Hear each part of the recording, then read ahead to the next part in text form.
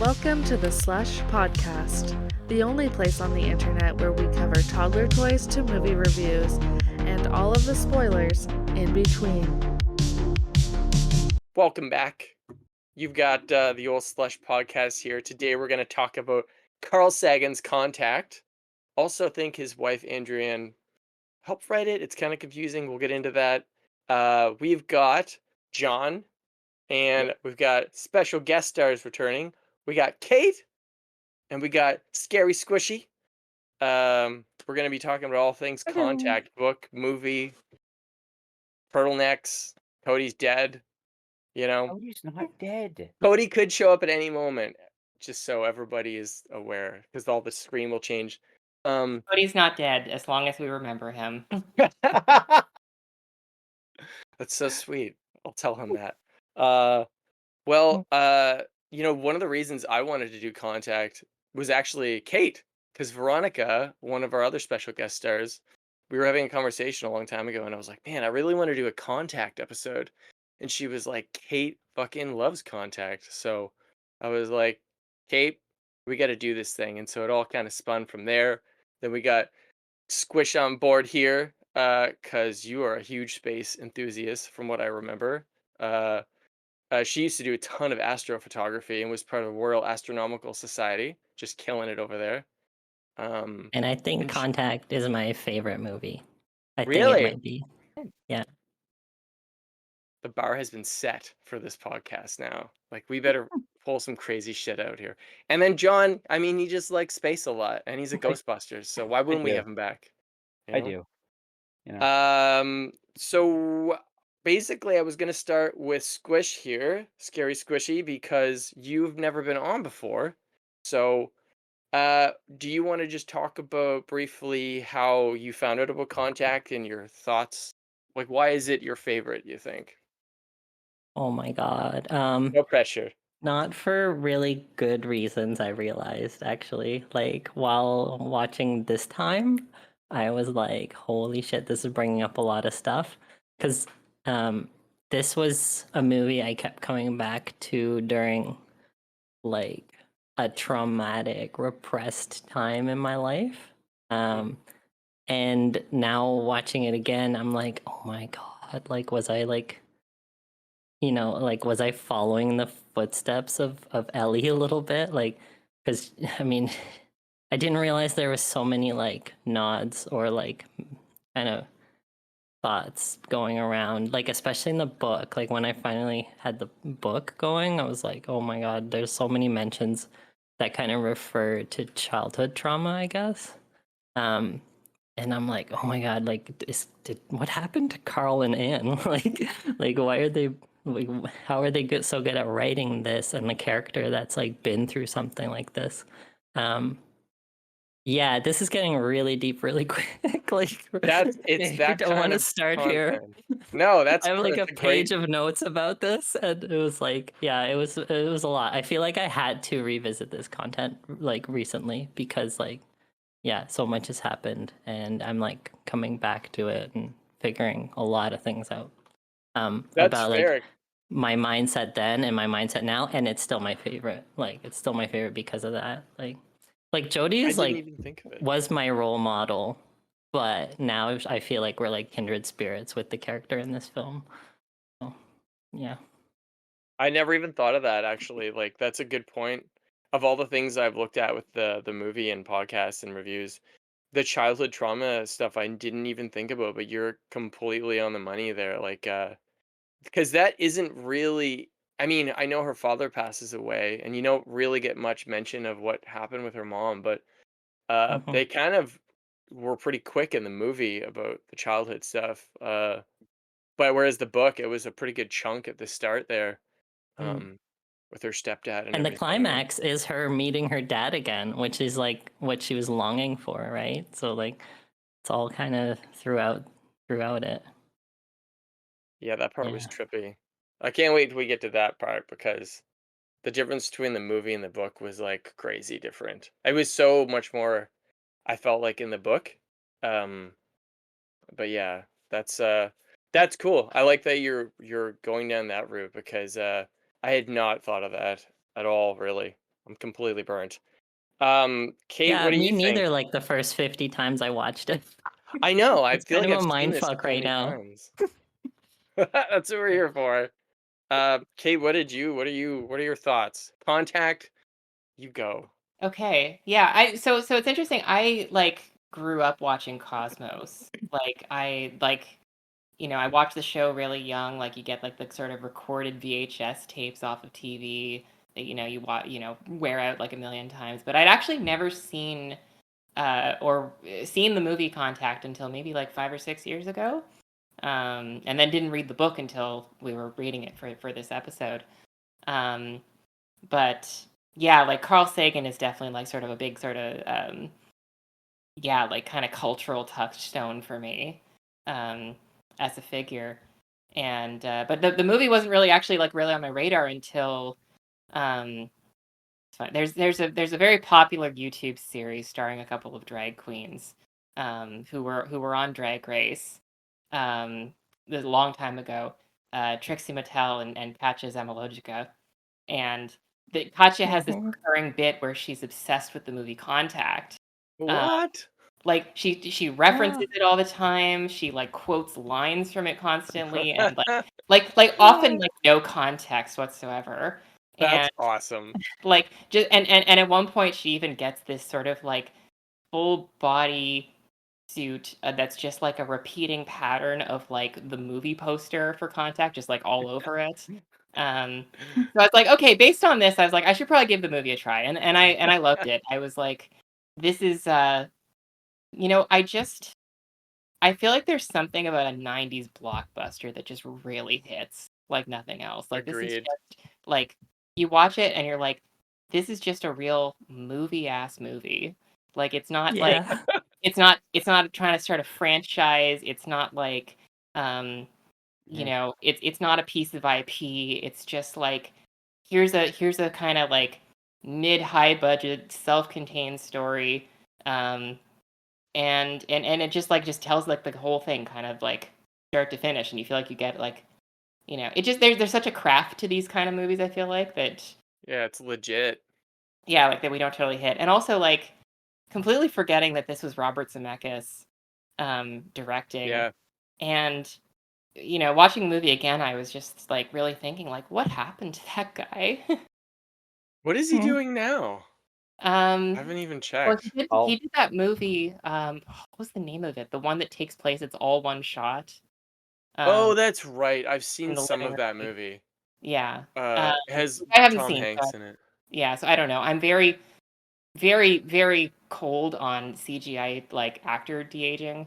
I think that sucks. I'm like cast young Jenna Malone to play Jodie Foster. That's good shit. He's so good. Mhm. Yeah, she's like amazing for like a child in Mhm. this movie. Even though she's not even on that much. Like I feel like she really just like every scene and like shot she's in, she really like makes it count.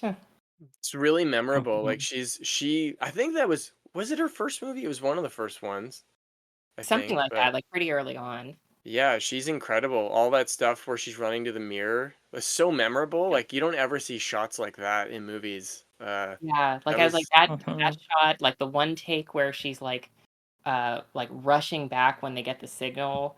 Like so much like just really good solid filmmaking in this movie. Um and then coming to the book, like having sort of been basically familiar, I was sort of like I was kind of stunned by the book. I was like, this is so much bigger and more complex and more fleshed out um, than what I remember from the movie.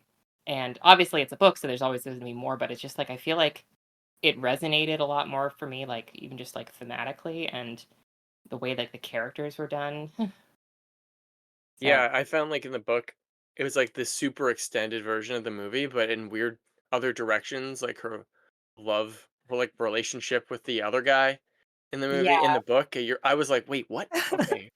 There yeah, was certain things where I was like, "What the fuck?" That was like 180 in the movie, and there's other things that go way deeper, like philosophy and everything.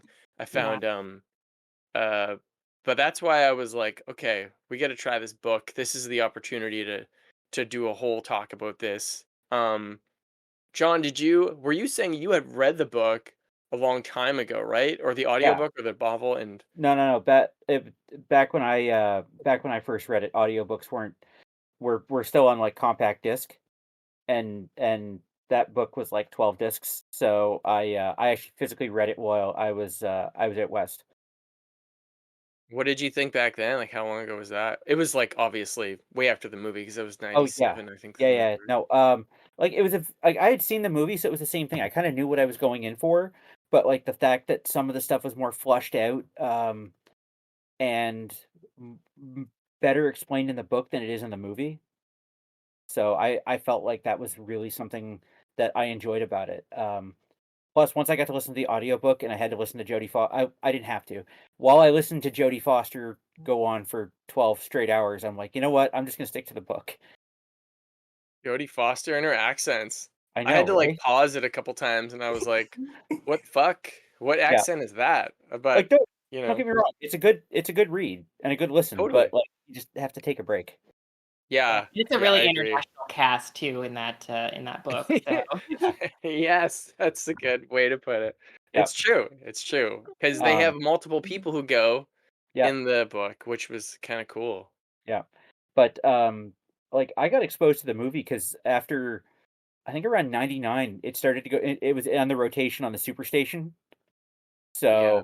so, every 3 days it would be on. Yeah. I remember seeing it on the movie network a lot, and it was Yep, like so popular. So popular. And I remember they had a show called like How It's Made, like a movie magic show on yep, Discovery. And yep. there was like a 30-minute episode. I think it's on YouTube somewhere, but it's all about how they green screened all that stuff where she goes to like the beach in the vegan system, however you say it. Yeah. And it was like groundbreaking at the time because it's all green screen. It was like Well, right before episode one, I think, was shooting actually, or maybe around the same time because I know episode one's released in '99. I don't know. yeah, pretty close. Anywho, yeah, they're um, around the same kind of time ish. but it's funny, my little piece of trivia there, that little scene you've got playing in the background, one of the production designers, was on Terminator 2, and that was an idea they'd had to use in it that he just brought with him. I heard that. It's Yeah, like perfect for the yeah. movie. It would've been perfect for Terminator, but it didn't happen, so Apparently in Terminator, one of the goddamn sequels they made, they have something similar to this where they yeah, have like Matt Smith from Doctor Who. yep. See, this Sure. sounds weird even saying this out loud, where he was like getting in the machine. I don't know. But yeah. Yeah, That's basically me too. Like I just knew the movie came out and the director of Back to the Future did it. So obviously obsessed with Back to the Future. So um, I didn't Like, even think about reading the novel until we were doing this. But I found when I was reading the novel, I would switch over to the audiobook when I was rocking Bennett to sleep, and it was like interesting because it's like abridged, I think. So there's like pieces missing that yep, aren't in the audiobook, like a lot more fleshed out stuff for when she's a kid that yep. I think was only in the book, from what I could gather. Um, but I still enjoyed the audiobook. Like it's still like, okay, it's Jodie Foster. She's, she is the character. And I know that Carl Sagan and he was pretty stoked to have Jodie Foster cast before he It's passed away. it's a shame that he died while they were filming it because he was actually supposed to have a scene in it. Oh, really? Yeah, yeah. I know Oh Anne shit. Druyan, like his wife is also has a cameo. yep, Um, but yeah. Oh, I mean, we have to talk about Jodie Foster though because she really just like anchors this entire movie. And like even reading the book, I was like, I can't envision anyone else like yeah, in this role.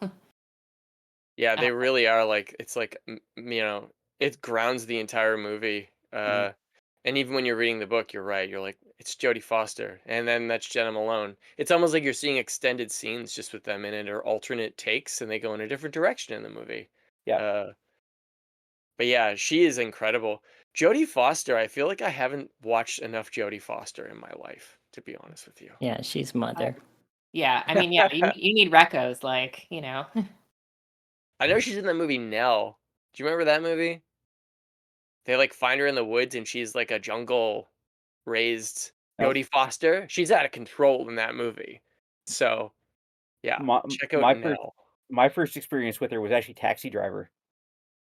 I saw that Oh. after Ooh. Contact. Yeah. Yeah, Yeah. me too. Yeah. Trying to think what the first thing I would have seen her in would have been. Jodie Speaking of Foster. childhood trauma, Yeah. Yeah, Exactly. seriously. Jesus. My brain keeps spitting out Panic Room, which is not a good Oh movie. yeah, No. But like, forgot about that. but I'm sure there was Yeah, something older than that. I need to like scroll through her IMDb. But like her Jodie and like a Foster. baby emo Kristen Stewart is like kind of iconic. She's so emo in that movie. Yeah, I'm yeah. like, She's are you dying or just emotional? You know, like. Yeah, no, that's true. I mean, Jodie Foster totally went through tons of this childhood trauma with the film industry and everything, and everybody looking at her, and yeah, she's kind of perfect to lead this whole thing. Yeah. yeah. I mean, Um, somebody shot Reagan for her. Like, What? yeah, you don't know about this? No, please tell me this. Yeah. Oh, Oh, right. After Taxi Driver. yeah. After Taxi Driver, yeah, like somebody. I can't remember the guy's name now, but John Hinckley Jr. John Hinckley Jr. Thank you. Yes, he attempted to assassinate Ronald Reagan to impress Jodie Foster, Wow. and and funny because I saw an interview clip where like years later somebody asked her about it, and she was like, to be honest, I was kind of impressed. Family That's Guy amazing. actually makes reference to that. Yeah. There's a race, and they get John Hinckley Jr. to like fire the starting gun. After he fires it, Jodie Foster walks up and goes, "Hey, John, that was really nice shooting that gun. Let's go get coffee." Holy shit. Strange way to propose to me, but yes. Yeah. Oh my god. I did not know that. That's Yep. incredible. Um, But if we're gonna Jodie talk about Foster. it, she rocks the Carl Sagan turtleneck really hard in that movie. I did notice that in that Yeah. scene. Yeah. Oh yeah. Like her wardrobes in this is like it's Yes. pretty Yes. incredible. Yep. Like a tweed suit with a turtleneck. And the glasses are perfect. Glasses. Oh, when she goes to the party and she's got that sort of like quasi Romeo and Juliet dress going on. Where can I find a really nice dress? It's Yeah. an emergency. It's just an emergency. What is the giant telescope where she's working at the beginning of the movie again? It's close with an A. It's like Arecibo. Man, Arecibo, that's so tragic that thing is totally fucking gone now, right? It like collapsed or something, right? I Yeah. can't believe they got it on video. Yeah. It was in GoldenEye as well. I wasn't remember it? that. Yes, it is. Yeah. Whenever I see the opening of Contact, for some reason it always reminds me of Jurassic Park. I'm like, it's probably just next door Yeah. because it seems like so similar because it's in like, is it Puerto Rico around there? Am I crazy for thinking that? Argentina? Costa Rica. Costa Rica. That's right. Puerto Rico. Fuck. Yeah, I always want to have like a beer when she's sitting down and she gets her thumbtacks. And Yep. Matthew McConaughey, he's great in this as well. I really love him in this. Yep. Like a lot of actors would play that role so shitty or like, predictable, but there's something about him where you're like, you're a man of the claw without the claw, I Without the lose claw. it every time I hear that line. I'm like, fuck, I believe I mean, you. speaking of like like changes from the book to the movie, I mean, like Joss is like Palmer Joss is like just completely different. Yep. Because I really because I remembered vaguely that it was Matthew McConaughey in the movie, but like reading the book, I was like, yeah, this is so different. Actually, one of my favorite sequences of the book was the part where you get Palmer's backstory, when they're like talking about how he kind of like, when he sort of like grew up like working on a carnival, and they he has this like his whole bit as a carny is that like he has the entire like a map of the world tattooed around his whole torso, and he like his whole bit is that he like you flexes his muscle and like pushes his skin around to like demonstrate the movement of tectonic plates. Like this whole segment is just wild, and there's one part of it that's really stuck with me since then because they explain that his sort of like big religious awakening is that one day he's like working at the carnival and he gets struck by lightning, and he's like technically dead for a few minutes, and he wakes up in a hospital, and there's this like sort of like old school Southern preacher who's been sitting with him, and they're talking, and he asks this preacher, he's just like, "Am I gonna live or die?" And the preacher says to him, "My boy, you're gonna do both." And that Whoa. line just knocked me off my feet. I was floored. I'm like, that's a banger, Carl. That's really good. And that wasn't remotely in the movie, you Not know? even That would have close. been a perfect line. Not even close. Like, that was one of those 180 directions where you're like, I wonder when and at what point how that all changed exactly. Yeah. Or was it Yeah. just too like crazy to have in the movie? Like, you know, I don't know. Yeah, I mean, I noticed that I felt like they kind of dialed back a lot of the sort of like religious debate aspects of the book. Yeah. Like Mhm. reading it, I was like, I feel like a lot of what like the bits that he has where he's kind of talking about like evidence for God and religion and stuff kind of felt like a little bit like when you were on the internet in like the 2000s and there were a lot of atheists around who wanted to debate this stuff, like it kind of had that Yeah. energy a bit. Um, Yes, I get that. I get that vibe. and I'll give Carl a pass because this was the 80s and there wasn't a lot of other people doing that stuff back then. He was ahead of his time. Like, he's kind of a trailblazer that way. And he was already talking about agnostic, not atheist. So he's like double ahead. Yeah, so it was I feel like they kind of dialed that back because there was also like the son of that preacher that Palmer talks to, like in his backstory, is like this sort of extreme fundamentalist. And the two of them are kind of like there's this like real dynamic between one of them being like a real hardcore fundamentalist and Palmer who's like much more receptive to science and like Mhm. being open to like evidence and changing his mind about things. So I thought that's what made him such an interesting character in the book. Mm-hmm. Yeah, I it was even when it ends and she's like giving him the stuff and being like, "You're the one who's gonna hold on to this." Yeah. My Yeah. whole like, what really happened, and he's like, "Well, why are you giving it to me?" I don't know. That was a kind of a bonus reading the book, is you get this whole other character, and I mean, really, even though they have the same name in the movie, he's a completely different character in every way, shape, and form. Really, like Yeah, Matthew McConaughey's character is only. It's not even remotely close to the book, so he only No. exists in the movie like that. yeah, it's Um, the name really. yeah.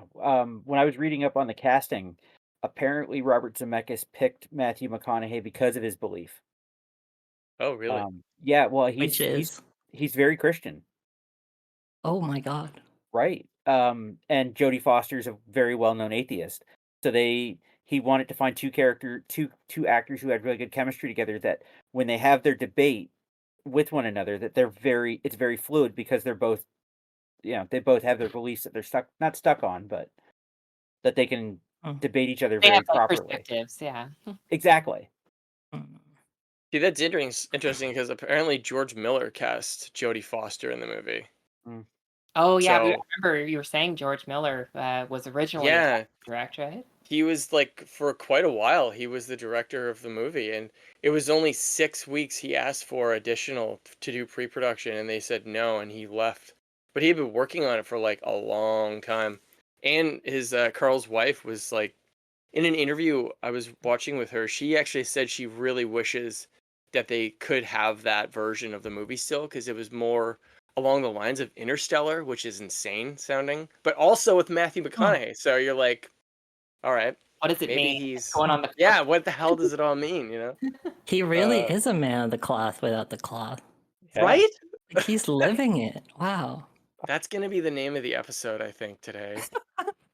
So on the But on the religion thing, I thought like you were saying, like in the book it was debated a lot more, but you ended up with more of, I don't know, I felt like it was more agnostic leaning. Like you ended up with kind of being convinced to like, oh, maybe we just should be uncertain about it, and that's beautiful and okay. And but then I was like wondering, because like it's really complicated, right? And there's all the relationships, and like there's the priest relationships, there's a love relationship. Like I feel like Hollywood looks at that and is like, no, no, no, no, no. we're like slapping that together. We're getting Matthew McConaughey. He's gonna be hot. He's gonna make more people religious. This all works out for us, right? Like, I don't know. Like, did you guys like think that was a like decision to make Christianity more favored in the story? Because it kind of was less favored in the book, I think.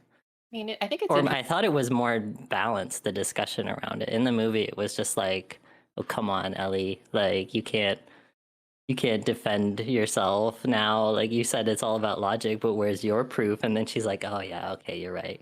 It's God. Yeah. It was God the whole time. yeah. Scooby Doo Well, mask off, like.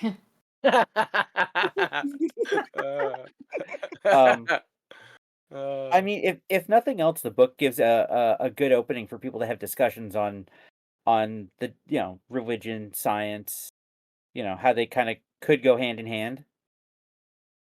Yeah, but and I think it's like it's kind of like I think they kind of like like Matthew McConaughey's character sort of mentioned this offhand in the movie, but I feel like the book gets a lot more into like how I think people kind of are pitting science and religion against each other a lot, and Yeah. really they're giving people different things. Mhm. And there is sort of like a balance and a place for both in your life, like depending on sort of what you feel like works for you personally. Because I know like I mean there's like the whole last minute reveal that like Ellie's dad wasn't actually her dad and her stepdad is her real dad, and how that kind of like you know shakes her sort of like foundational understanding of herself. And Oh my, what book did I read? oh, Is this what's different in Yeah. in the abridged version? Yeah, Oh my there's a God. bunch cut out of it. It's crazy. yeah, it's like literally I like went looking for last the chapter we unabridged. got this. I like compared like several like paragraphs. So I was like, it's the same. They probably just cut out a couple words. And now you're telling me she has a stepdad? What the fuck? It is crazy. Oh my I God.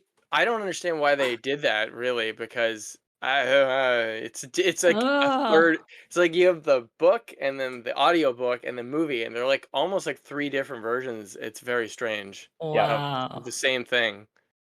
Yeah. Oh my And this God, is okay. interesting for me. I only just read through the whole book, so like like not knowing what's been cut out, like because that is such an 11th hour twist too, and it's basically like that, and then the last reveal where she like just figures out like how to decode the message in pi, and then that's it.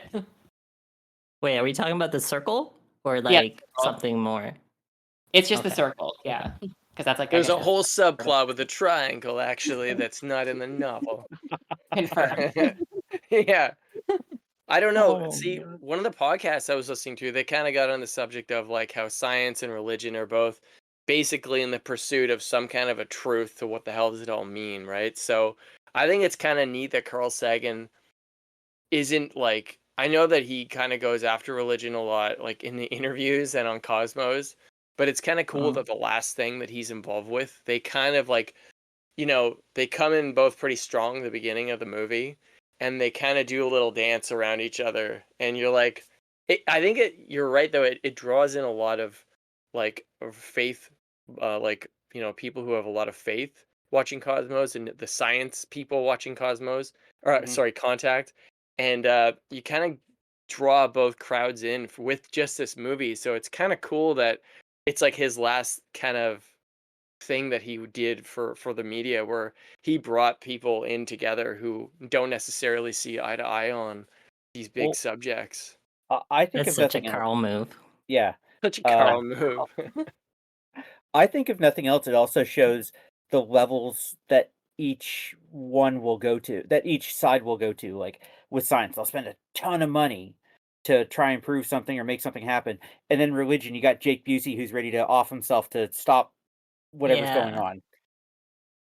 Yeah, Jake Yeah, Busey was a totally. real jump scare for me too. I was like, I forgot he was in this. Yeah. He's just scary forever. He He's has just Yeah, such an so random. iconic look. those I'm sure Busey. he's a really nice guy though, like he's just like that perfect look though for this. But Well, crazy. He's in the Frighteners. He's like that serial killer in it. He Yeah, does it so perfectly, which we should do an episode on we should. someday. 'Cause that He movie was is wicked. he was also in The Predator playing the son of his own father, That's right. and he was very calm and cool and collected, which is something I'm not used to seeing him as. So Yeah. Plus, who can yeah, forget Starship Troopers? Like, Right? aha! I knew yeah, we'd get there. yeah. When he busts out the violin, Every it's like, time. uh, But you know actually, what? I did it. Sorry, you sorry. go. Oh no, I was gonna say like about Gary Busey's character. Like, I thought it was interesting that as much as it feels like the movie is kind of giving a lot more leeway to like the religious side of things. Um, I thought it was interesting that like exactly it's Gary Busey's character. He's a fundamentalist like Christian preacher, and he's the one who blows up the first machine. Yeah, Whereas in the book, Mhm. like you never find out who it is. Yeah. Yeah, I that's true. mean, like that's the thing. You see it, and you've got on the science level, you have Airway who's willing to give it all in to for science, and then you have her boss who's like, no, no, rein it back a little bit. We got to figure out what we're doing. And then on the other side, you have Palmer who's okay. I'm receptive to things. Let's talk about it. And then you have Jake Busey who's just like, nope, screw it. I'm gonna blow myself up. Let's not forget James Woods, who's also a Oh horrible my god. person in real life, but amazing in the movie. Like he's He Uh, like, is? oh yeah, yeah, his What did whole he oh yeah, do? he's all What did he about that do? life. You know what I'm Oh, saying? he, He's all The he about that. family kind of show. do. Yeah. haven't seen him in anything lately because he says the left is bringing him down. Oh You Oh, boy. know, they'll Okay. get you. They'll Yeah. get you. sorry Okay. for bringing it down, buddy. Then. No, he's in. Even though that hole is just, god damn it.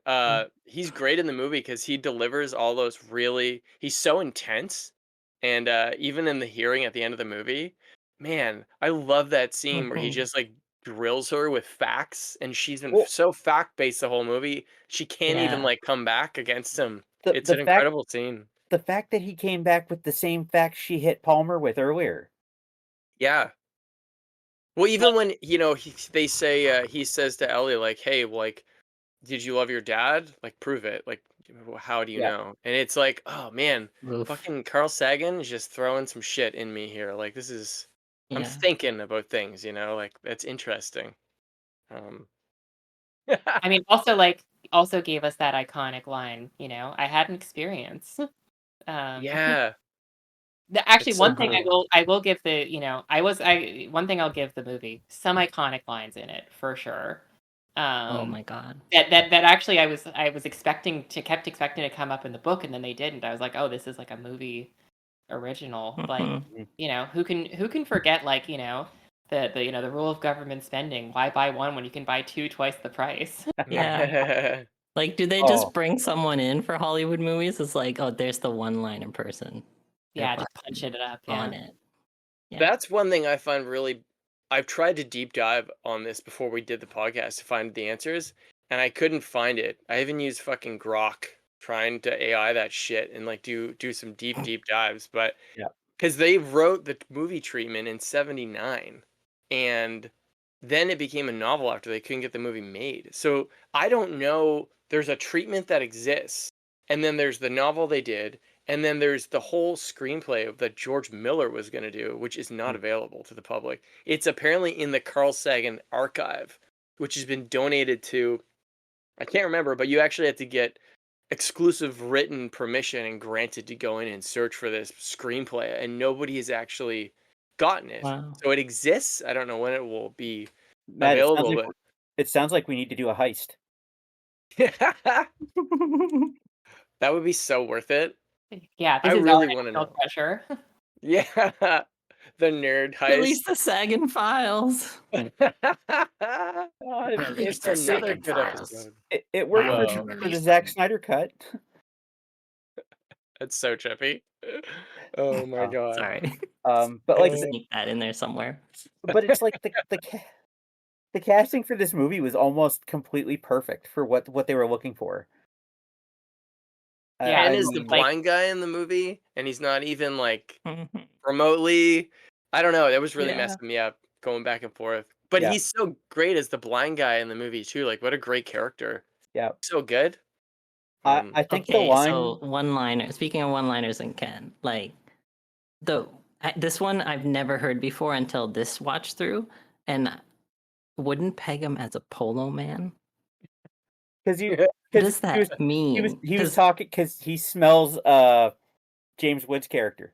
Oh but yeah. what It's a does he cologne. smell? Because like polo is a cologne, Yeah. but then I was like, polo is a game with horses. Is he saying he smells like horse No. shit? Is that like the ultimate burn going on? Could be. But the line that they had together Is that later was like, stretching? pleasure to smell you again, because he's right. That's how he identifies people. I mean, You know, I feel like he honestly, slipped in a burn there too. I I think wouldn't doubt honestly, it. my hot take was that I actually thought him and like Kent and Jodie Foster had way more chemistry than her and Matthew McConaughey for me. Mm, Also, I'm like, this guy's been nice to yeah. you, like, Yeah. you know, he But he's hasn't the man actively without the cloth. sabotaging your career. Well, Yeah. and that's the thing. Tom Skerritt as her boss, like that was like a really good get on that one. Yeah, and Yeah. it was interesting because Drumlin also is such a different character Yeah. in the movie, or because I feel like in the book, like you're like, yeah, he's kind of a dick and he sucks to work for, but like I feel like he's like very committed to the science, and it's like not an ego thing for him. He's just like he's a skeptic. He wants to like not jump to any conclusions before they have evidence. You know, unlike in the movie, he's just like a egomaniac narcissist. He plays it so You well know, too. But he is fun to watch is the thing. So yeah. That's actually the one person that I was like, that's consistent. And it explained more for me. Like the way he they describe how he like behaves in his academic position. Like as someone in academia I was like, oh yeah, I know that type. Like that's Schmarmy. legit. Yeah. He's so schmarmy. I always forget he's an alien because in Alien he looks like so hippie-ish, and he's like, "Yeah, give me the flamethrower, I'll go in the But air ducts." And but this one, Matt, he's like got the mustache and he's yeah. a dick. yeah, But Matt, Alien it's reunion with him and John Hurt. I was just gonna say Oh it's shit, an that's alien right. reunion. Yeah. I miss John Hurt. He was in so many great things. Yeah. Yeah, he's so good in this. Like I actually like this Haddon better than in the books. Like he's clearly just having so much fun with it. Yeah, have you ever watched Is it called Storyteller? The TV series with all the Muppets?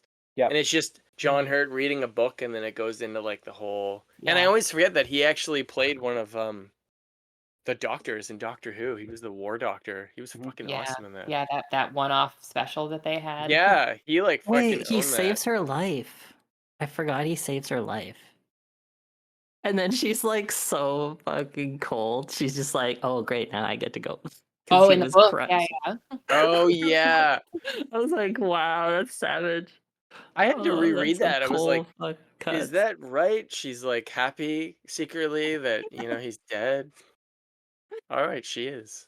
Yeah. I mean, I get it, she's having a little intrusive thought moment. Mhm. We've got her inner monologue in a way that we don't with Jodie's, like True. It's Mhm. a fleeting moment. yeah. She goes on a killing spree after the novel's over. uh, Did somebody you? brought up a point where it's like, oh, why don't they just turn the machine back on and go again? But I don't think that is able to do it twice, right? Because they close. Don't they? Do they close the gateway or it's a one way only? Where how does that work? Am No, I forgetting something? they said that they Well, close it until they get to another point. Hmm. Yeah, I remember in the book oh, they do close it? they Okay. explicitly say that it's closed. It's like it's not going to work again. Yeah. How They do can you all pucker up feel? that machine, but it only makes a little nipple, right? I love that Oh analogy in shit! in the book. It's just like, yeah, we're just making a little pucker in space time. Pucker up. Carl Sagan's just like, that's a good one. Put that in there. Uh, how do you all feel about how, like, I know I've seen this in the movie, but when reading the book, I had a moment of realization how they didn't make the actual tunnels, right? They were abandoned from a time before that this galactic community even existed. Like these were already being used back before them to like basically create everything? Question mark. Are they alluding that it's like? What do you all think of that exactly? I mean, the way I I wouldn't have it any understand other way. yeah, I mean, the way I understood it, like, yeah, it was like I almost was getting like a Mass Effect vibe. If you Oh, guys are Mm. familiar. I was thinking like Star Trek because that's like that kind Oh of thing's right yeah, up their alley. like Yeah. the the greater Borg. beings. The Well, the great, Borg actually did it. yeah, no, like the greater beings, how they like they don't interact with them till they get to a certain point, and then they have to progress further to get further along, um, Yeah. and how they're No, like, I just mean how the tunnels that they're using to like have a oh, galactic community were actually created by something even greater than them, and oh, that that's they just stumble across them eventually, right? And like they start using them. They yeah, don't actually know how they were made. that's an episode of Star Trek Voyager. It's cool. I just love that Yeah, they one up it pretty sure. in the book in the Yeah, Yeah. movie because there is no answer. They're like, yeah, we don't know how these where these came from, basically, but we're yeah, using them to like communicate across, galactic distances, and it's just kind of like a question mark ending with another question mark. So you don't really get any answers. Still, it's kind of cool. Um, Yeah, Yeah. Like I yeah. love that There's a it lot of that. yeah, like it really hints towards this like massive scale, just like beyond what you can even kind of imagine. Like, Hmm.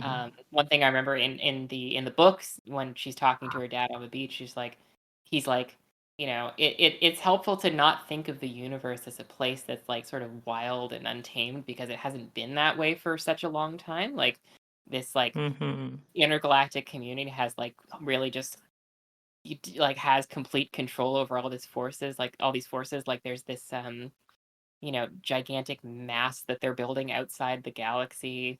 Um, yeah, the Cygnus thing is the that what it was Cygnus called? thing, yeah, that they've been building for like 600 million years or something. So trippy. I wish we could actually find this stuff within our lifetime. That would be so cool. Yeah, But I mean, I guess that's instead, yeah, Yeah. you know, you know. you Mm. know. Yeah. uh, I mean, I feel like that's something that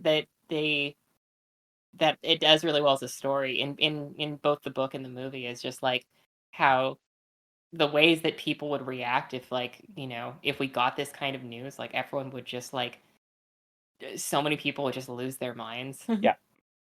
totally. Like At the District 9 same is a good time, example. yeah. At the Sorry, Yeah. same go. time, this movie's telling us like the way you guys are going, you're not getting nowhere near this. Right? I, Totally. I always believe that science fiction is like a gentle way of telling us the truth that there's really aliens, and this is just kind of getting us ready. Mm. And also that like it makes our I think the book also got into this way more that like it makes kind of all of these like kind of petty conflicts and divisions we have just seem Yeah, so insignificant. I will Yeah. be Um right back. Honestly.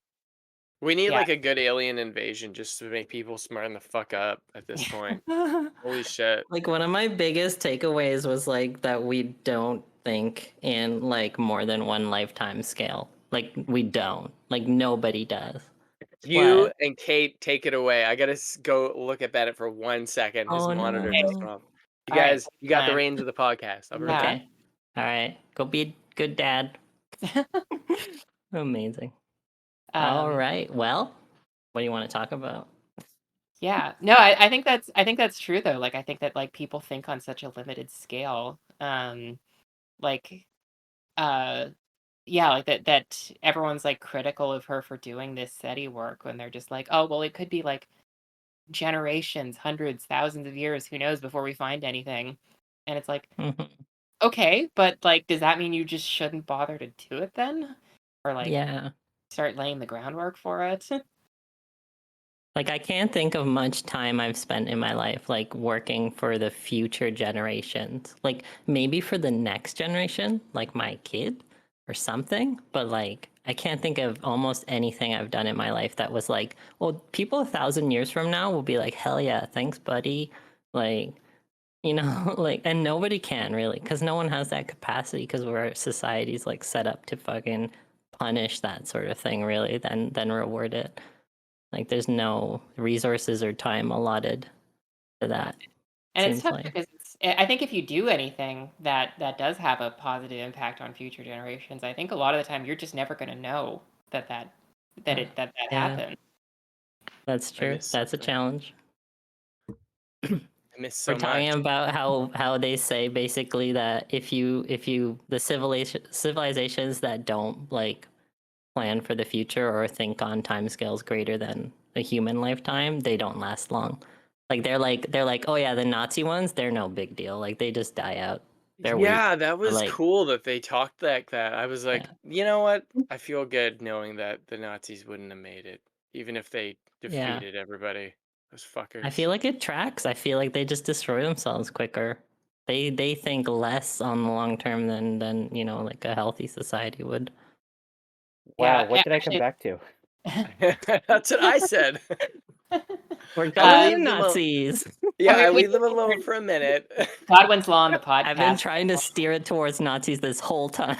Yeah. Oh, not again. Oh shit! Yeah, But honestly, that was the most unbelievable part of the whole movie. Like, and the book, like how the government reacts to like Nazism. They're like, "Oh, this is terrible. We can't have this." Like the government officials are like, "Oh yeah, that Hitler was crazy." It's like now you look at the government officials, like, would they say that?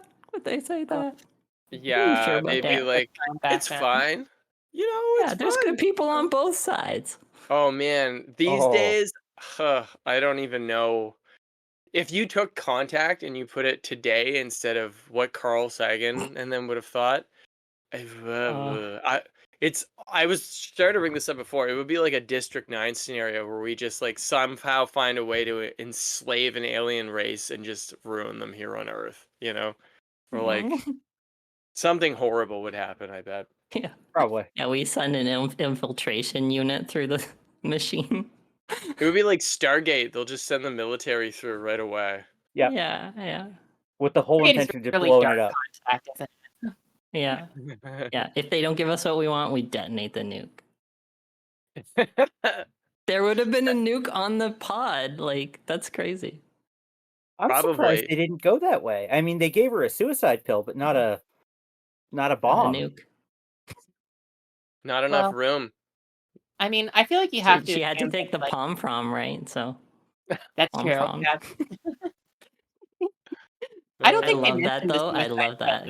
yeah, in the book Because though, that right? totally brought it back to like, she was like saying, I need this pom pom with me because to remind me that I have to go back home and not just stay. Like, she didn't even want to come back to Earth. She was like, I'm done with this place. Like, I don't blame Yeah. her. but then Fair. she got healed and came back and fell in love with a priest. Booyah. A hot priest. A man without the claw. Hey, Yeah. you know I what? couldn't The live with the fact whole celibacy thing. that's Well, such a it's clearly great not line. that kind. Like, You know what? It's like Matthew McConaughey as a human just somehow infiltrated the novel and just like rewrote it and like Yeah, did it his All way. right, all he, right, all right. Let's exactly. go. He probably just looked at him at how can I put Wooderson in this even more? Like, But it's so it's so Oh, memorable though, right? Like when it's so yeah. ridiculous. I love him. I was not prepared for how charming he was. I was fucking blushing, yeah, fanning Oh myself shit. Fanning myself with my Cosmos book. with my I palm. thought with it my was palm kind front. of we need that image. If you could send that to us, we will upload it to our Instagram. Uh what do you all think about them sending 5 people as opposed to just Ellie in the movie? Like which one do you think works better? the 5. Think Yeah, the I 5 I work much better? preferred the 5. Yeah, Yeah. it's a Um, better cross reference of humanity. yeah. And I appreciate that it kind of was like it actually felt more like a scientific expedition because Mhm. like Yeah. people with different specialties and there was like, there's like the astrophysicist trying to work out the physics of how the wormholes work and there's like, um like they're trying to like, do the math and the calculations and taking notes on things and it's you know, not yeah, I guess I and I guess that the book had sort of spent more time building up all those supporting characters. So like, I really missed her relationship with the Russian, I guess Vega. Yes. Yeah. He would have been so Mhm. cool, I feel like, in the movie, like a pretty Yeah. whole, and it seems like a '90s movie character too, for some reason. I don't know, but Yeah. Yeah, like he's like um, He keeps kind of getting like the like artists like birth countries wrong. He's just like, oh yeah, that dude from Spain that did the is it stretchy statues. Mhm. is it And Ellie who Jodie keeps Foster just keeps correcting him? yeah, Yeah. Yeah, yeah. I was like, how did you know that? Oh, she's because so you're funny. nonchalant. Yeah. Uh, I thought it was interesting that because they where it's only Ellie in the movie, it kind of helps the ending of the movie more, where it's like only she would have had the evidence, and so it Mm. all falls on her with the religion stuff, where it's like, well, we don't have any evidence if we're supposed to believe you, and then the experience thing. It kind of works in the movie. Um, that's kind of one thing where my brain now can't really see the movie the same way now, even though I've seen it a million times. Now that I've read the Mm. book and listened to the audiobook, it's like I'm picking and choosing which directions things are going, and my mind is making it into the contact in my mind now.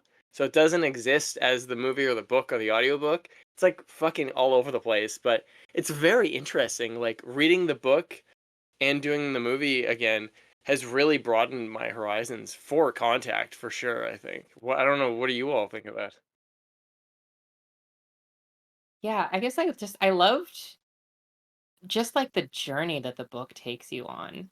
Because it's just so rich, and I love that it goes down all these kind of tangents, and like, there's like pages straight of him just straight up explaining the science to you, and it's like, at least to my knowledge, it seems like it's like as kind of accurate as science as like he could, put in it at the time.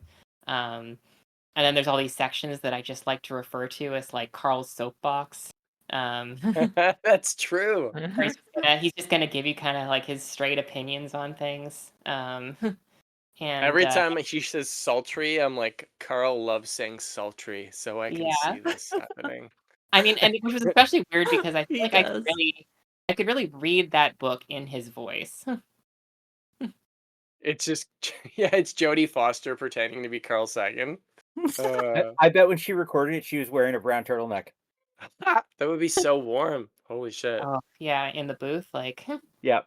She's With like, with come with on. the tweed jacket on. Oh wow, we're just amping the heat up right now in this situation. Um, yeah. What are Squish, John, what do you guys think of what are your thoughts on book, movie, separating, combining? 5v1. Yeah, yeah, yeah, yeah.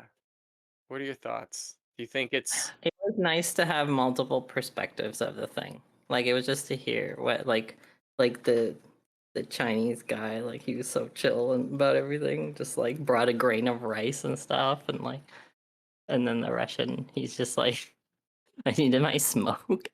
Oh, and like, Jonesing? oh, you're so American, you'd want to rebel against these people. Like I'm from my country, like we just listen to authority.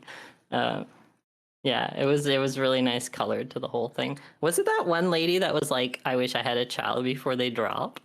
Or was that Oh Jody? I was yeah. kind of confused. that's Jody in the book. Yeah, That caught Seriously? me Oh off my god. guard. Okay. yeah. That was a little That there's so goes many so well broad with things. everything. Do you think I've heard people say that they believe that Anne actually had more to do with this than we're aware of the novel itself. That's I what I bet have she read wrote it all. online. Oh, I think that definitely. I think Definitely. it's a lot in of her in there. You're saying it's like You a know, you know what line she self-situation? definitely wrote? Yeah.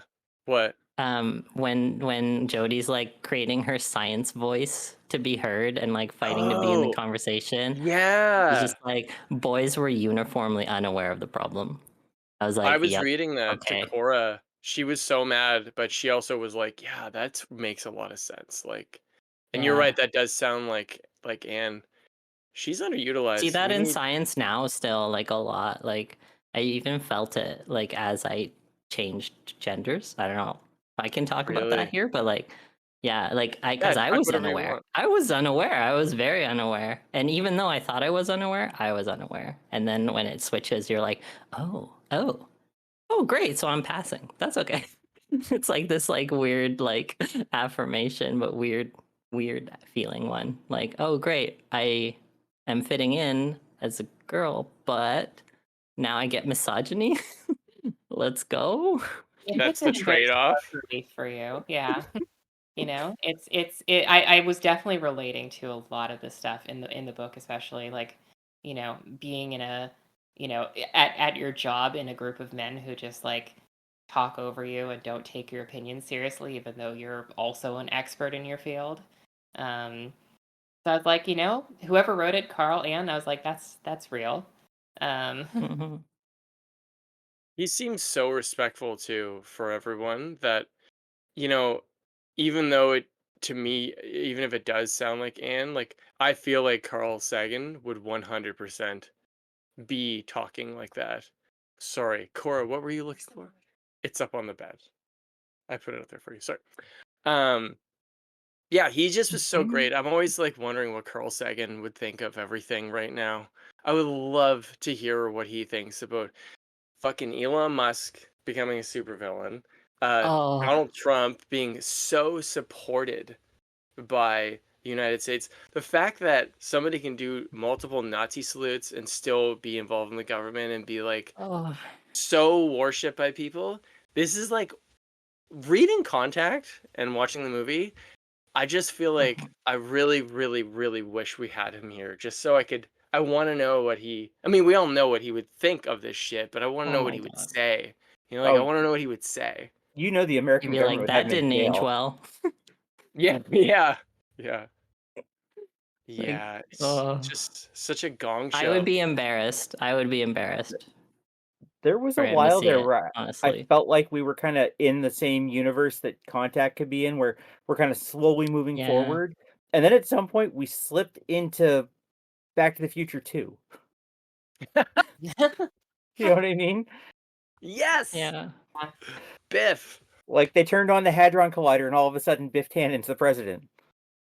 Oh Oh. man, We can that's pinpoint the awesome. moment exactly. It's Yeah.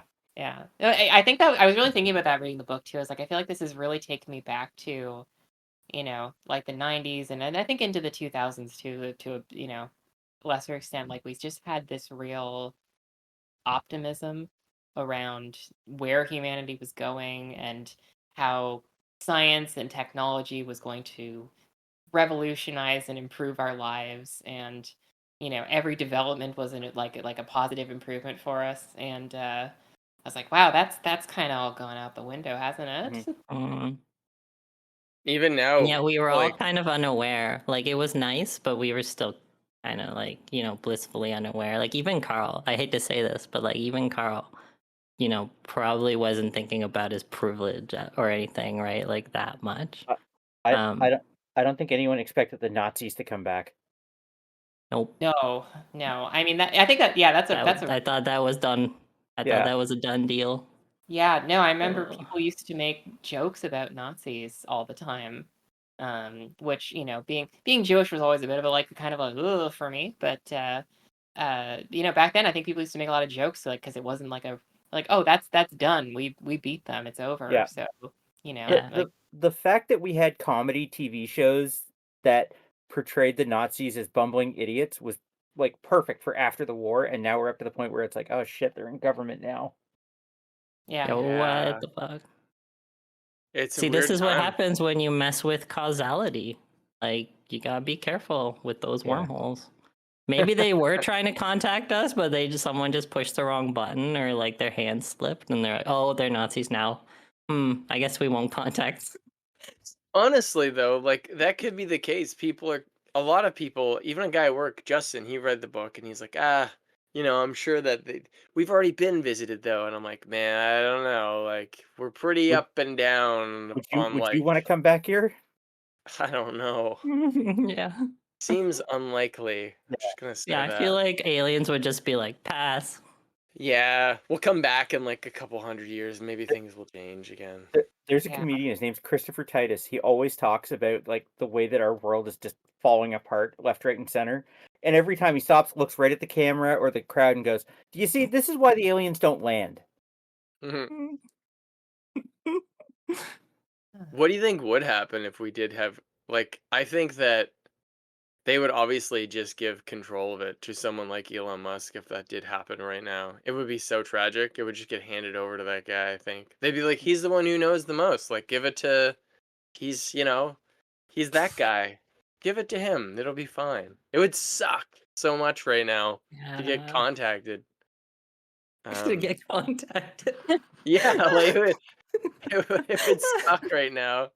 Jodie Foster would be pissed. Side note, I heard that she put a bunch of her own money to keep SETI open a long She time did. ago.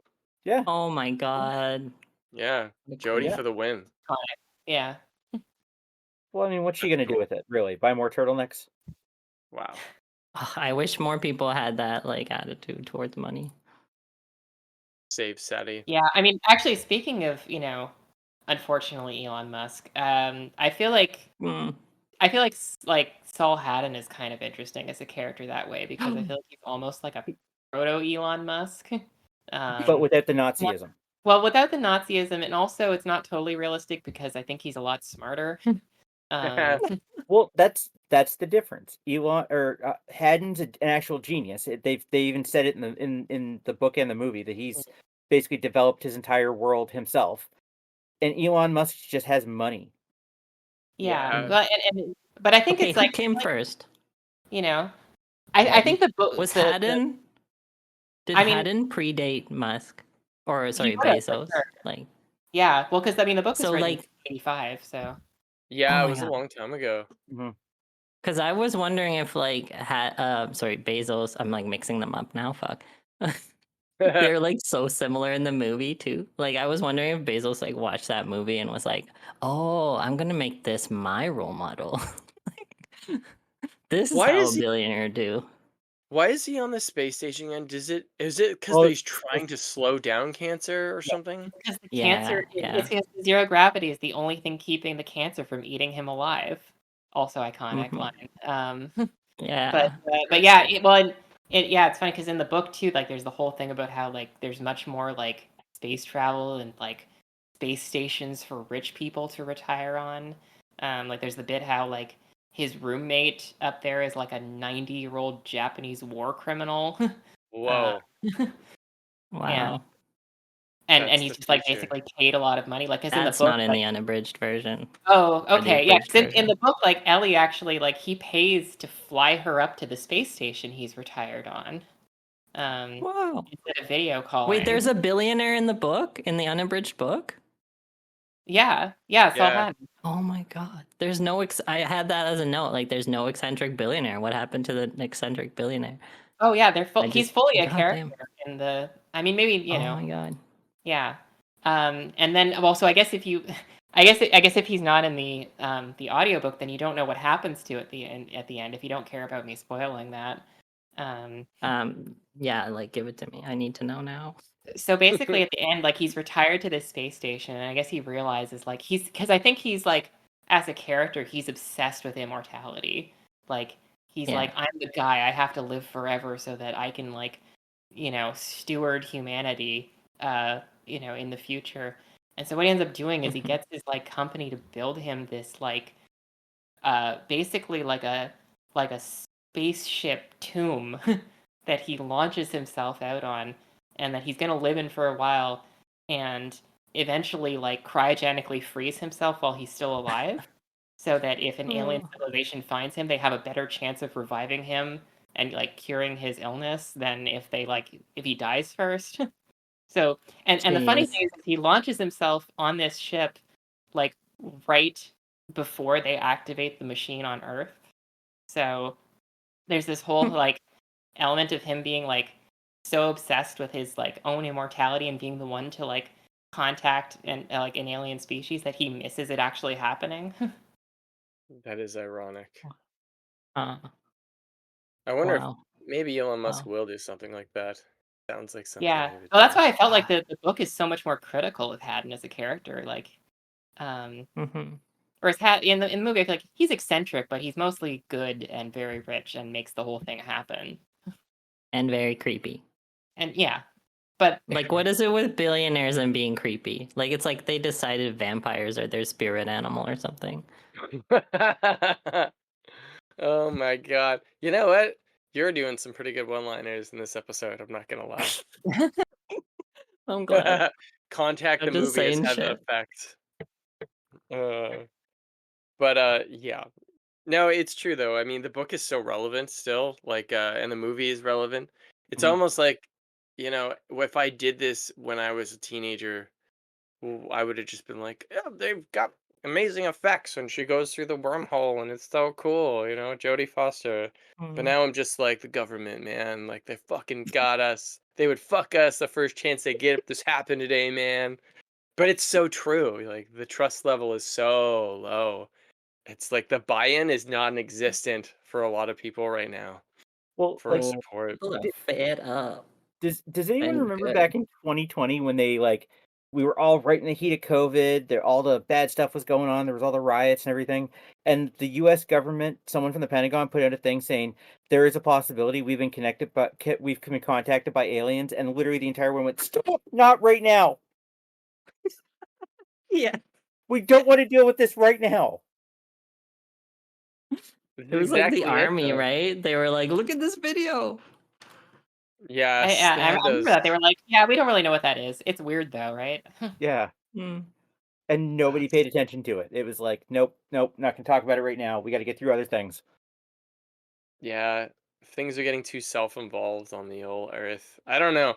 I used to be like only 10 years ago pretty stoked about like space flight, like human space flight, and even now they're about to do Artemis 2 soon where they're sending people back around the moon, but right now the vibes are just so shitty Yep. everywhere where you're like, well, that's cool that they're going to do that. Like what are we doing exactly here, you know? Mhm.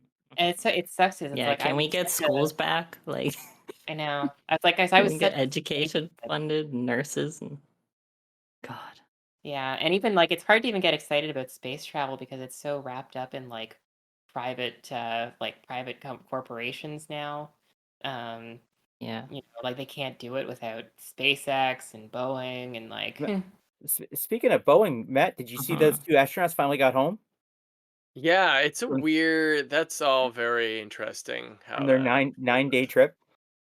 Well, yeah, if we're gonna get into that, it's weird that because they're saying that the politics stopped them from coming, and then they said bullshit to that, and then they said not bullshit to that. So the It's truth is it somewhere in there. the fact that they were there in the first place. Boeing can't build aircraft. Why are they building spacecraft? Boeing has always built parts of spacecraft, so it was a Right, thing. but not a whole spacecraft. Like I said, they can't build a plane. Why are they They building a helped spaceship? they helped build the Orion Mm. spacecraft. I know that. Wow. Like that came back okay. It's going back up again on Artemis 2 with As long as the humans this door time. as long as the door stays on, it's fine. Well, it's the heat shield they had issues with. I guess when it returned, the heat shield had Mhm. massive chunks out of it that were pretty, not good. So that's the only thing I know of that was kind of Mm. bad that happened with Orion. Do you know Yeah. anything, I mean, if they Squish? can make one that doesn't look like a dick, then they do pretty well, I think. Don't No, tell Bezos that. yeah, that's Blue Origin. That thing's they're always gonna look like dicks. there's really something deeply Freudian about billionaires. Yeah. Well, You're not wrong. Yeah. did you hear they're gonna send Blue Origin up again? No, not Blue. What's the Amazon one from Bezos? That's Blue Origin. Blue Blue I Origin. think Origin. They're it's gonna send that up again, but with like 5 women celebrities. Really? Yeah, I fun. mean, they just skip out of the atmosphere for a couple minutes and come back. It's basically Yeah. exactly. just a ride. Like, I mean, they Yeah. sent Shatner up already, so I know. That was That awesome. is it just me, or does it seem like that was like the one person who should have gone? Like, no matter what, let's get him to space for a few minutes, like just to say he yeah. was there. Well, so I don't know if you saw what he said after he went too, um, but he was just like, he gave this statement where he was just like, I thought this was going to be a really revelatory experience, and I was going to like experience the awe and wonder of the universe, and he was like, it just made me so sad. He's like, Wow. I realized like, yeah, this is like the only world we've got, and it Oh. sucks. You can't live up here. Everything good is down there. I was like, oh, Bill. We'll try to get him Yeah. on in the next episode. Yeah. Captain Kirk. Yeah, tell us all about it, you know? He Yeah. seems really sharp for Yeah. 94, so He does. His Twitter account, I don't Wow. know if it's him, but it's usually on fire. I'm not gonna lie.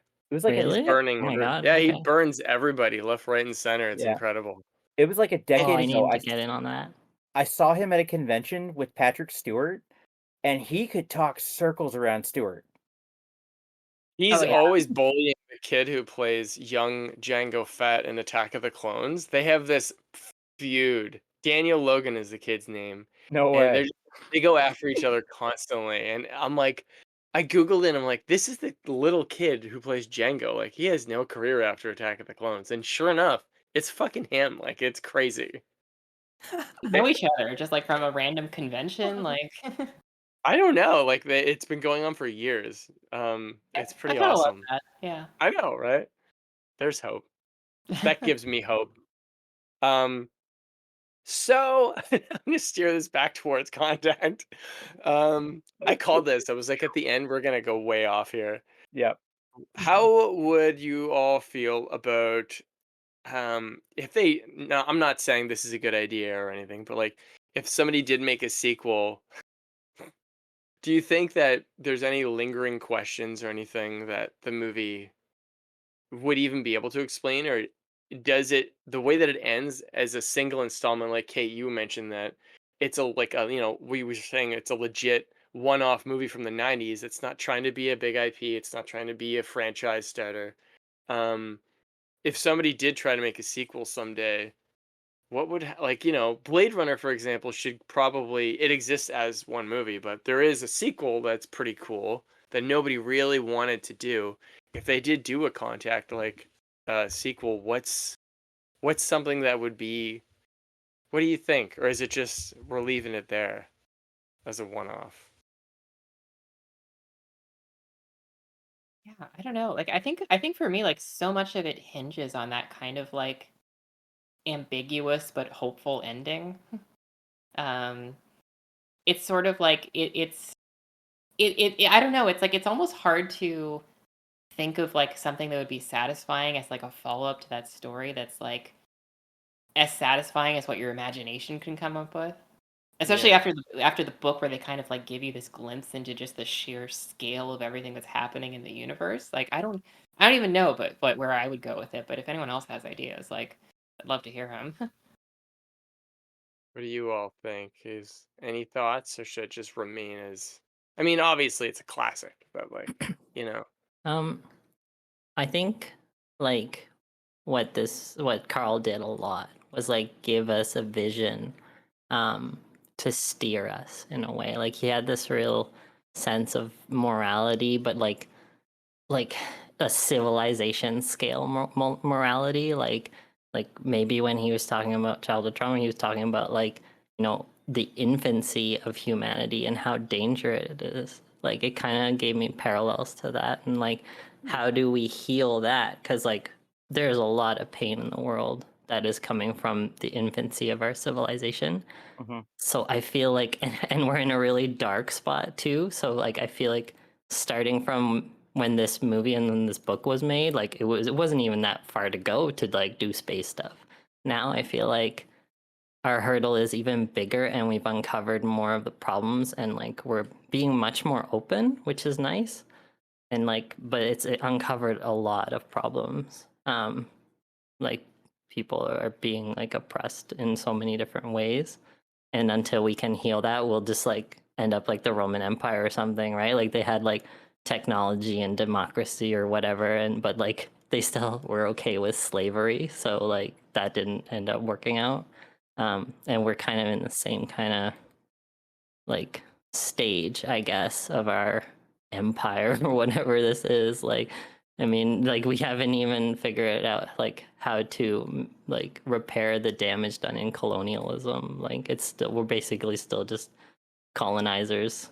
Um, Yeah. it'd be really cool to see a movie that like tackles that and gives that vision. But I mean, it would have to come from a thinker like Carl and Anne, because they were crazy. Like I don't even know like how they did all that. Like they had so much vision for and the potential and hope for humanity, and it They really it smoked a was like lot of weed. contagious, right?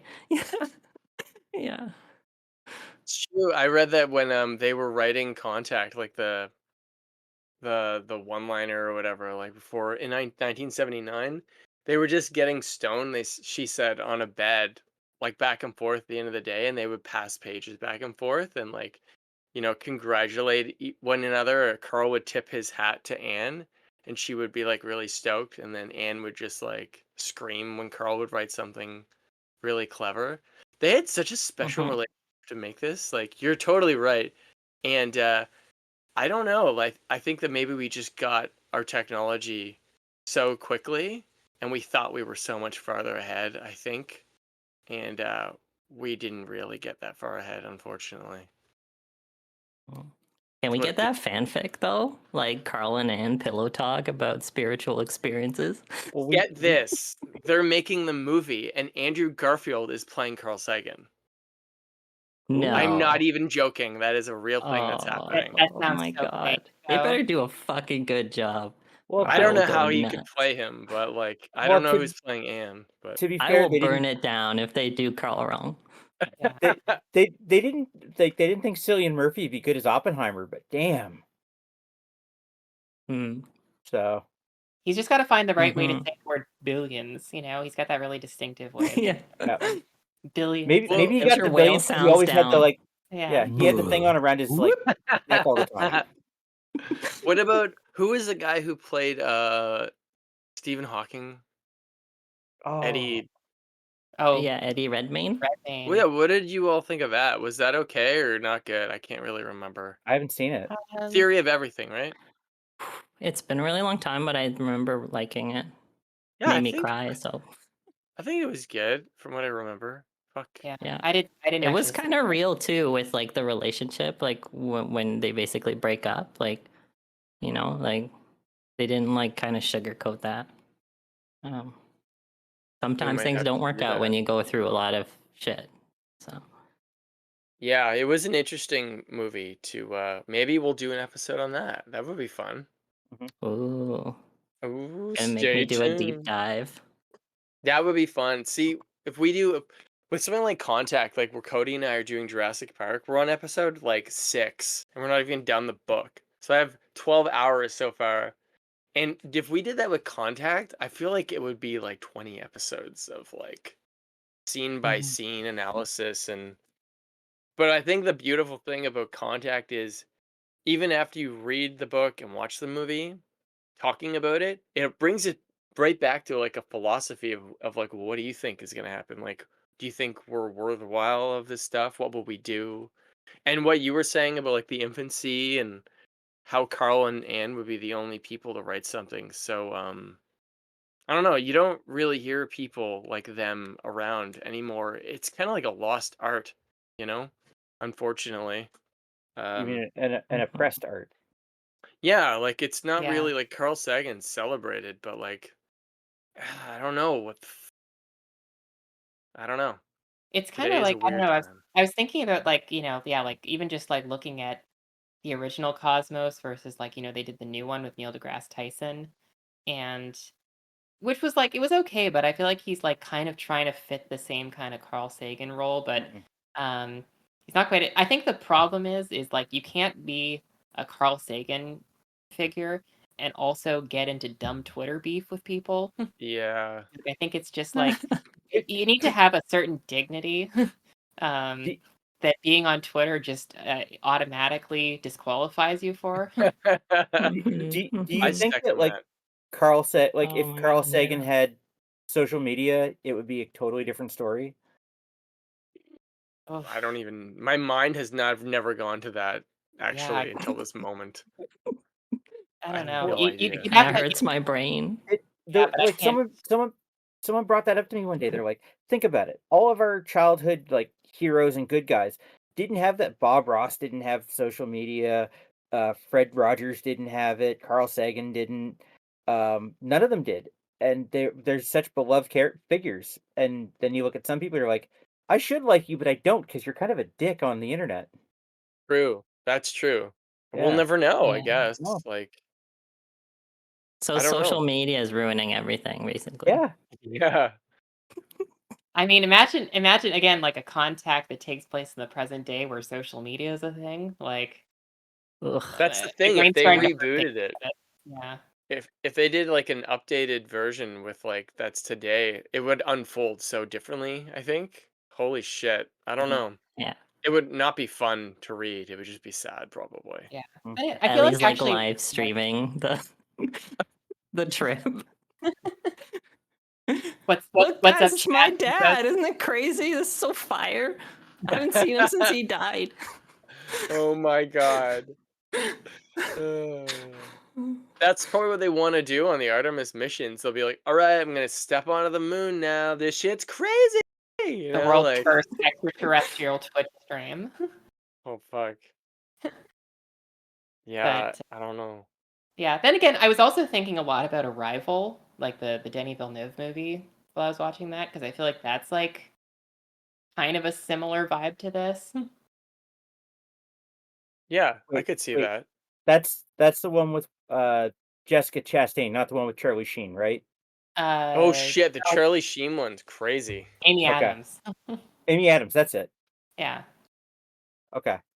All right, no, you're right. That one's like right along the same lines for me. So I knew Charlie Yeah. Sheen would be brought up today. Because that movie, The Arrival, I remember that. It came out around the same time as Contact. it And Oh did no, no, I apparently was it's actually, like, like, didn't it? yeah, it wasn't a bad movie, but it's just, Wasn't a good movie. that's Mm. you're not wrong. it doesn't have Jodie, and that's Yeah, there's no Jodie. Yeah. makes all the difference. Well, But that, who's the director? Denis, what's his name again? Sorry for Arrival. Villeneuve, yeah. Yeah, I know he's going to be doing apparently Rendezvous with Rama, which would be amazing. I don't know if any of you have read that novel. I haven't actually read it. I'm sort of vaguely familiar. It's really good. I'm stoked to see the movie. If he makes it just like the book, that would be incredible. But I think that but if it comes out, we're definitely going to be talking about that one on here as well. But we should do like I want to do a whole Cosmos series and have everybody back because I've never actually like Scary Squishy and I have talked about Carl Sagan to death like over the years, and we've seen a lot of Cosmos together and spoofed some photos in front of that satellite dish, which were incredible. Yeah, With a turtleneck, that's so funny. amazing. Yeah. But I would love to sit down with everybody and just do episode by episode and like figure out which was the most mind blowing part of this episode for people and I'm just so talk there about for it. that. I have so Yeah, many right. I opinions think it on would be it. fun. Yeah. Yeah. wait, can we watch it through once and then once on gummies? Because it sounds like it would be even better. You would think, but you might just get lost at that point. But whatever you It think. kind of is gummies. Like the combo of the images and like what Carl's imagination and his voice, like it kind of is like being on gummies. Yeah. Okay. Especially What's like the that sort of like VHS quality to it. Hmm. Oh God, he went to go get his VHS of Oh, here Cosmos. we go. Who I has a just VHS of found it. Contact? I don't Oh, have yeah. contact on VHS, I got but I do one. I have got Cosmos. DVD and VHS. Well, fuck. That's all I can say Yeah. about that. Sometimes I just juggle them, sleep with them. Oh my god. It's like mood slime, you're just charging it with positive vibes. Sorry, we just did a Ghostbusters 2 episode. Dream Great about Uh Matthew It's great till McConaughey. the toaster eats their hand. okay, well, I feel like we've covered a lot of things, and if we continue from here, we're gonna go down an even deeper rabbit hole.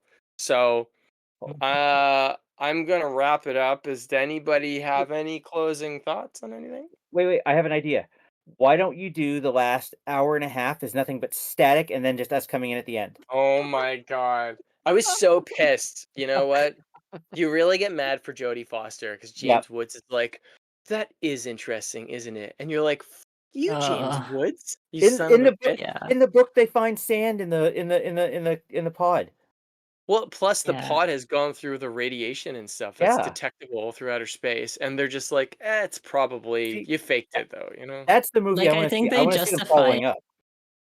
In the book they justify it because it's like the army guy. He's like, "Oh shit! If this is all true, then I don't have a job anymore." Like we'll all be unified and weapons like what they don't matter. Like, and I can't defend against these people, and they could show up anytime. So I'm like, just feeling like shit about it all. Yeah, like it made. Exactly. That's the real life But in the scenario. movie, it was like, what the fuck, bitch? How dare you? Oh my god. Yeah, we should definitely cover Cosmos because this could be really funny, I think. Yep. Hmm. Okay, well, I guess that's it. Thanks for Can I coming say on. one line? Oh yeah, I have say one another line. one liner. One line. So much darkness in the universe, but y'all make the emptiness bearable. Ah, Aw. see? Okay to go. My gosh. It's okay to That's- go. I'm okay to go. Oh my god, just stealing the episode here. I love it. All right, well, you've got Scary Squishy, we've got Kate, we've got John, and we are the Whoa. Slush Podcast. So tune in next time for more talks about hating on Elon Musk and space.